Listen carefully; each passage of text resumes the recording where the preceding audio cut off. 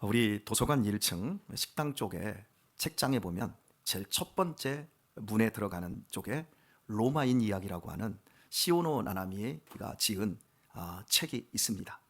장대한 로마의 시작부터 로마의 멸망사까지, 로마가 분열되고 서로마와 동로마로 나뉘어지고 그 모든 그 전 과정, 거의 1000년에 이르는 역사를 집필한 엄청난 책입니다. 그 책을 쓰기 위해서 시오노 나나미라고 하는 일본인 사학자이자 여류 작가가 직접 로마에서 이주해서 수년을 살면서 자료들을 찾고 공부를 해서 책을 썼습니다.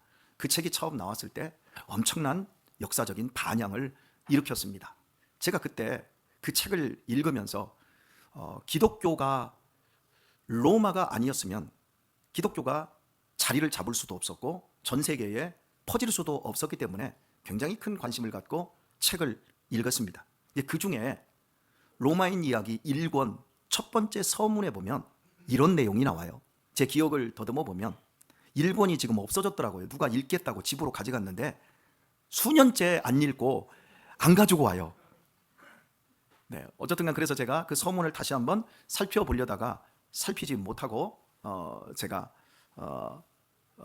여러분에게 제 기억을 더듬어서 이야기를 하겠습니다. 시오노 나나미는 문제를 제기합니다.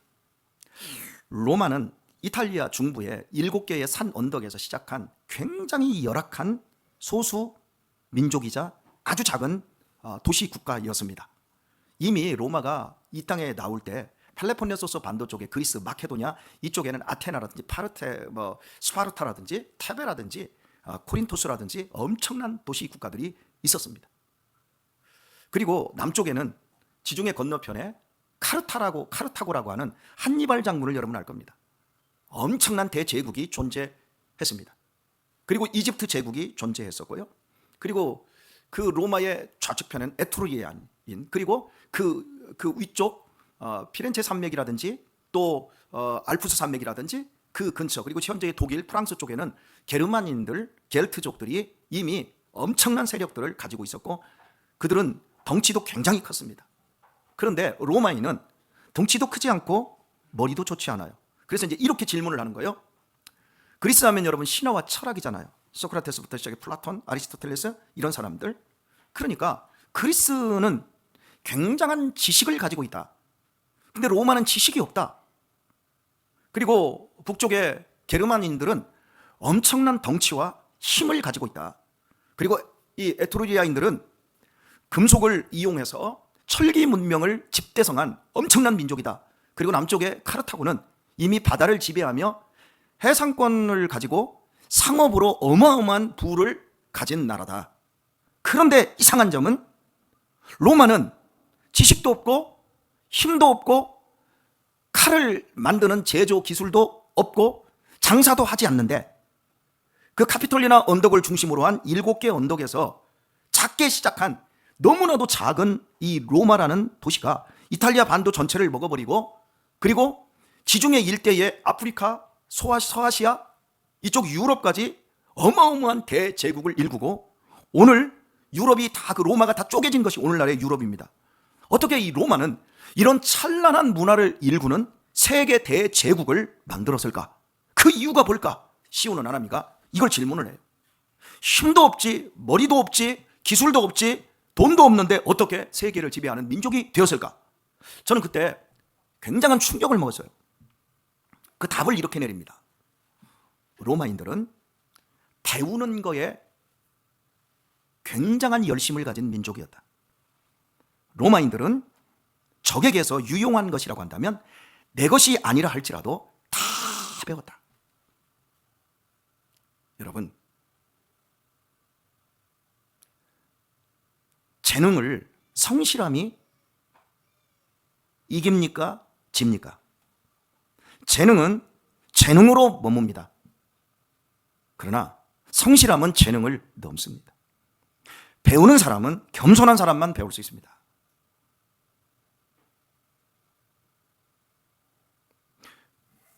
이제 한 가지 예를 들면 로마인들이 긴 창을 쓰는 이 창법을 누구에게 배우냐면 그리스에서 마케도니아 제국을 일구었던 알렉산더가 바로 장창을 들었거든요. 장창이 막 7m짜리를 쫙 하고 내세웁니다. 근데 장창만 가지면 이 장창 사이로 적들이 비집고 들어오잖아요. 그러면 이 장창 한번 탁 찔렀는데 피해서 돌아와 보잖아요. 그러면 그냥 끝나는 거예요. 근데 장창 안에 단창을 든, 작은 창을 든 병사들을 포진시킵니다. 다 배웁니다. 그리고 근접전을 할 때 중무장한 병사와 그리고 경무장, 무장 자체를 안 한 병사를 섞어버립니다. 이게 다 자기들이 독창적으로 하는 게 아니라 알렉산더 그리고 한니발 이런 사람들한테 다 배워가지고 자기들 것으로 특화를 시킵니다. 특별히 이제 칼은, 로마의 칼은, 우리나라 칼 여러분, 일본도나 우리나라 칼은 어때요? 양날이에요, 단날이에요? 양날은 양쪽으로 날이 선 것이고 그 단날은 한쪽만 부엌칼처럼 한쪽만 쓰는 겁니다. 그런데 로마가 계속해서 싸우다 보니까 이게 근접전을 하는데 막 수천 명이 수만 명이 한꺼번에 쫙 밀집대용으로 얽혀버리면 이게 양날을 써야 되는데 이게 에트루리아인들이 칼을 보니까 양날로 쓰는 거예요. 한번 전투에서 걔네들한테 패합니다. 패하니까 곧바로 야 칼 뒤도 가라. 뒤도 간 다음에 이렇게 쓰는 겁니다. 일로 베고 양쪽으로. 이렇게 그 사람들은, 로마인들은 자기들이 살고 자기들이 자신들을 지켜내기 위해서 끝없이 배워요. 그 안에서 배움 속에서 배움은 배움으로 끝나지 않고 배움은 반드시 자라나게 되어 있습니다. 우리 여러분들이 왜 학교를 다니고 여러분들이 왜 선교원에서 공부를 하고 여러분들이 왜 책을 읽고 왜 여러분들이 영상을 봅니까? 그거 배워서 뭐 하게요? 자라나기 위해서인 거예요. 왜 밥을 먹지요? 배고프니까. 그런데 먹는 이유는 결국 자라나기 위해서 먹는 거예요. 이 소리가 밥을 먹는 건 자라나기 위해서요. 근데 이 소리가 자라나는 건 몸뚱이만 자랍니까? 엄마가 나의 으쌰 하고 정신도 자라나고 인지도 자라나고 자라나야 돼요. 그 자라남이라고 하는 것은 단순히 몸뚱이만 자라나는 것이 아니라 정신이 자라나야 돼요. 그 사람의 인격이 자라나야 돼요. 근데 무엇보다 더 자라나야 될 게 뭐냐면 사람들은 그걸 이해를 못 하는데 믿음이 자라나야 됩니다. 그 믿음은 하나님을 알고 하나님을 사랑하고 하나님의 말씀대로 순종할 줄 아는 바로 이것이 자라날 수 있어야 됩니다. 본문은 베드로는 흩어져 있는 자신들의 동족들에게 편지를 씁니다. 특별히 이제 갑바도기아라는 이런 쪽에 엄청난 핍박이 있는 이런 곳에 있는 믿음의 형제들에게 편지를 씁니다. 결국 믿음을 지켜내라는 겁니다. 우리는 인생 나그네라는 겁니다. 이 땅에서 우리가 핍박을 받아도 결코 믿음에서 떨어지지 말라. 이 믿음에 굳게 서라. 따라서 할까요? 인생은 덧없음과 허물을 면할 길이 없다. 꼭 기억하세요. 여러분들이 아이폰을 갖고 싶어서 지금 미치지요. 아이폰 가진 친구들 있지요?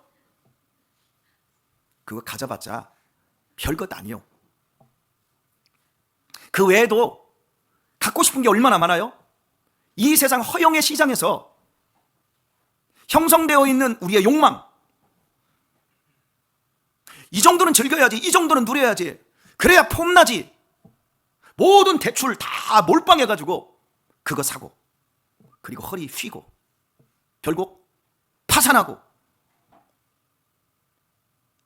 사람이 자라나지 않으면 끌려다닙니다. 우리 어린이들, 학생들, 청년들, 여러분들이 몸뚱이 컸다고, 여러분들이 생각 잘한다고, 여러분들이 다 자라났다고 생각하지 마세요. 여러분들이 여러분 자신을 그 어떤 것과 비교해도 여러분이 꿀리지 않는 만족스러운 사람이 되기 전까지 자라난 사람 아닙니다. 여러분이 돈이 없어서 꿀리고, 여러분이 집이 없어서 비굴해지고, 여러분들이 타는 차가 경차고 썩음썩음해서 여러분들이 어디 그런 차를 못 타고 갈 것 같다? 가지 마세요.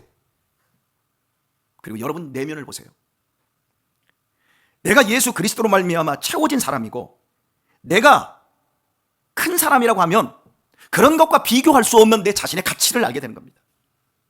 내 자신의 존재와 내 자신의 이 생명 있음에 대한 감사와 기쁨을 누리지 못하는 인생은 이 세상에서 육신의 정욕과 안목의 정욕과 이생의 자랑에 잡혀서 결국 삶이 살면 살수록 무너지고 비참해집니다. 그리고 마지막 인생의 끝자락에 가면 덧없음에 치를 떠는 거예요. 덧없다는 게 여러분 뭔 줄 아세요? 허무하다라는 게 뭔 줄 아세요? 여러분 믿음 생활 잘해야 돼요. 안 자라나면 여러분의 인생에 방황이 많습니다. 여러분의 부모님들은 여러분이 원하지 않아도 좋은 것을 여러분이 실력도 없는데 주실 수 있습니다. 여러분이 요구하면 막 하나님 주십니다. 부모가. 그런데 하나님도요, 우리가 실력도 안 되는데 이거 달라 때를 쓰면 하나님이 주십니다. 하지만 살아가는 날 동안 하나님께서는 그런 주신 것으로 인해서 그것이 덧없고 허무하다라는 걸 반드시 알게 해주십니다. 여러분이 한번 죄를 지어보세요. 하나님은 우리를 모든 것을 다 허용을 하세요. 죄 짓는 것까지 허용을 하십니다. 그래서 그 죄로 말미암아 내가 얼마나 비참해지는지, 내가 얼마나 부끄러워지는지, 내가 얼마나 한심스러워지는지 우리로 하여금 알게 하세요. 그래서 결국은 이 자리에 있으면 안 되는구나. 한번 여러분들이 마음껏 살아보세요. 자라나지 않으면 우리의 인생은 고단해집니다. 읽은 말씀에서 17절을 보면 그러므로 사랑하는 자들아 너희가 이것을 미리 알았은즉 무법한 자들의 미혹에 이끌려 너희 굳센 데서 떨어질까 삼가라.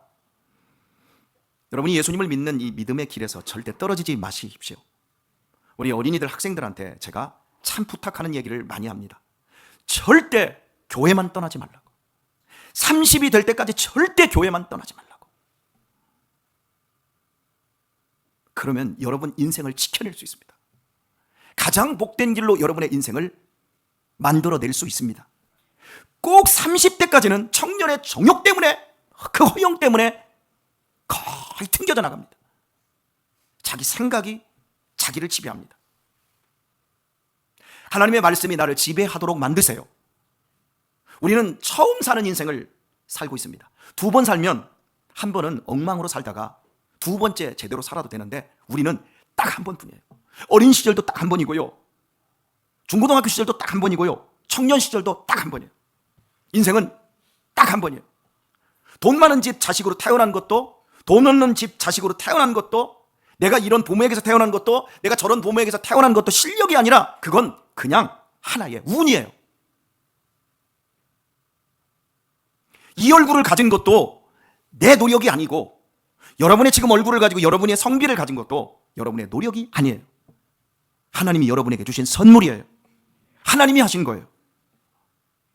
우리는 이 모습 이대로 이 세상을 살다 가는 거예요. 그런데 자 보세요. 여러분이 나를 보세요. 제가 보여요? 여러분에게 말했어요. 저를 보세요. 제가 보여요? 안 보여요. 이건 제가 아니에요. 제가 지금 이 채원이를 보고 있는 것 같아요? 저는 채원이를 못 봐요. 이쪽에 작은 장은호를 제가 보고 있어요? 근데 쟤는 장은호일 수도 있는데 장은호가 아닐 수도 있어요. 보여지는 모습이 아니에요. 나라고 하는 존재는 이 몸뚱이 안에 늙지도 않고 병들지도 않고 사그러지도 않고 사라지지도 않는 그 실체예요. 이 몸은 물질계에 속해서 죽을 거예요. 사라질 거예요. 여러분의 인생 속에서 여러분이 가꾸고 여러분이 신경 써야 될 것이 뭐냐면 여러분의 영혼을 가꿔야 돼요. 여러분의 영혼을 명품으로 만드셔야 돼요. 누구도 건드릴 수 없고 누구도 여러분을 넘어뜨릴 수 없는 여러분의 영혼의 강건함과 여러분의 영혼의 단단함과 그 어떤 것에서도 내가 예수님이 내 인생의 소망이라는 그 사실을 결코 버릴 수 없는 여러분 자신, 이 몸뚱이로 말미암아 절대 저촉되지 않는 여러분 자신을 온전하게 가꾸고 성장시켜야 합니다. 그래서 이 베드로는 마지막에 인사말을 이렇게 말씀을 하고 있어요. 오직 우리 주 곧 구주 예수 그리스도의 은혜와 저를 아는 지식에서 자라가라. 오늘 여기 오는데 우리 유신이가 아버지 유튜브를 보여주면서 아버지 보세요. 연봉에 따라서 차량을 이런 차를 가져야 된대요. 연봉에 따라서 차가 다 정해져 있더라고요. 그래서 3천만 원 정도는 연봉 3천만 원 정도는 제가 기억하기로 그냥 모닝 타래요. 그리고 뭐 5천만 원짜리는 뭐 아반떼 정도는 타야, 그 정도 돼야 살 수 있다. 근데 8천, 연봉이 8천 정도, 실수령액으로 8천 정도 딱 되면 이제 그 정도에서는 뭐 이런 거 타라. 그리고 연봉이 2억 정도 되면 이제 페라리를 타라. 이런 게 정해져 있다고 하더라고요. 그래서 제가 아무 얘기 안 했습니다. 그 부분에 대해서는 얘기 안 하고, 허영의 시장에서 자라나지도 않은 학생들, 청소년들을 다 그 상술에 넘어가서 영혼까지 탈탈 털어버리는 이 세상의 악한 구조. 왜 그런 걸 타요? 하나님의 자녀잖아요.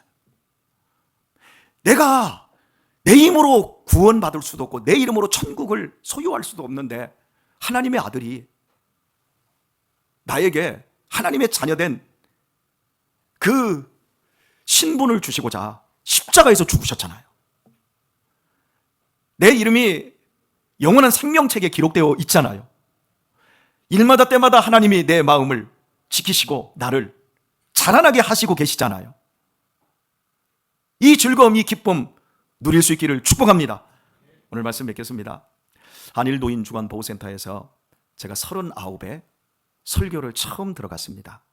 그리고 제가 이제 56이 되었습니다. 그런데 오늘 그 한일 노인 주간 보호센터가 마지막으로 문을 닫았습니다. 왜냐하면 내부적인 상황이 있어서 문을 닫았는데, 첫 예배를 드릴 때도 제가 거기 있었고 오늘 마지막 예배를 드리는데도 거기 있었어요. 그런데 첫 예배 드릴 때도 인원이 그 정도였고 마지막 예배를 드리는데도 인원이 이제 많이 빠졌더라고요. 미리 이제 다른 데로 옮겨 가셔서 마지막까지 남으신 분들하고 예배를 드리는데 처음 예배나 마지막 예배가 숫자가 비슷했어요. 그런데 여러분, 분위기는 완전히 달라요. 처음 예배를 드릴 때는 사람들에게 생기가 있었고 활력이 있었고 그리고 소망이라는 게 있었어요. 그게 눈으로 보이더라고요. 그런데 오늘은 똑같은 분위기, 똑같은 공간, 환경인데 오늘 분위기는 똑같다는 말을 제가 빼도록 하겠습니다. 오늘 분위기는 참담하더라고요. 저는 거기에서 인생의 덧없음, 허물을 봐요. 그리고 우리 어르신들 딱 두 분이, 믿지 않는 자녀 집에 얹혀 사는 두 분이 저로 말미암아 예수님을 영접을 했고 구원을 고백했고, 이 어른이 이제 예배 못 드려서 어떻게 해요? 목사님 이제 어떻게 해요? 막 울어요. 그래서 제가 말씀을 드렸어요. 예수님은 임마누엘의 하나님이십니다. 세상 끝날까지 내가 너희와 함께 하겠노라. 저는 어르신하고 함께 하지 못하지만 예수님은 어르신이 고백하고 믿는 바 그 안에서 어디를 가든지 어르신은 예수님과 함께 하실 겁니다. 그리고 천국까지 인도하여 주실 것입니다. 여러분, 자라가야 합니다. 얼마 남지 않았습니다. 자라가지 않으면 마지막 이 세상 끝날에 우리의 인생 속에서 남는 게 아무것도 없습니다. 그저 슬픔과 통분과 덧없음과 허무에 치를 떨고 있는 정말 보잘것없는 비루한 그런 모습밖에 없을 겁니다. 하지만 자라가십시오. 어떤 것에도 여러분의 영혼을 빼앗기지 마세요. 이 몸뚱이 어느 정도 자라나면 그때부터 계속해서 쇠해질 겁니다. 하지만 여러분의 마음은 쇠해지지 않게 하세요. 여러분은 짐승 아닙니다. 여러분은 하나님의 자녀입니다. 여러분은 하나님의 존귀한 자녀입니다. 어떻게 사실래요? 오직 우리 주 예수 그리스도, 곧 예수 그리스도를 아는 은혜와 그 지식에서 자라가라. 영광이 영원한 날까지 세세토록 함께 있을지어다.